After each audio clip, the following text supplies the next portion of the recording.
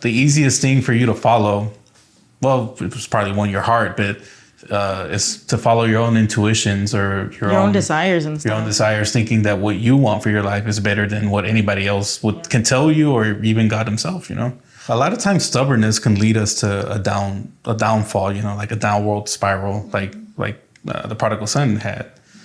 You see that because of his stubbornness, he stubbornly thinking that he wanted this life, he ended up, like we talked about, eating with the pigs. And a lot of times for our lives too, I mean, even as a believer, sometimes we could be stubborn in wanting something.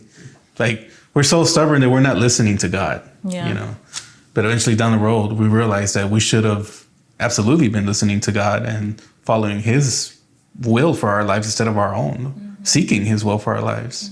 And when we don't do that, it just leads to heartache a lot of times. So this is what we see with the prodigal son, and this is what we see with a lot of lost people out there. They're still stubbornly thinking that their way is better when the scripture says that his way is better. His way is not better. ours. Yeah, exactly. And sometimes it's hard. It's hard to understand that, and some people even fall into that, and they still decide to do theirs, and they fall flat on their face, and then they realize your ways were always better.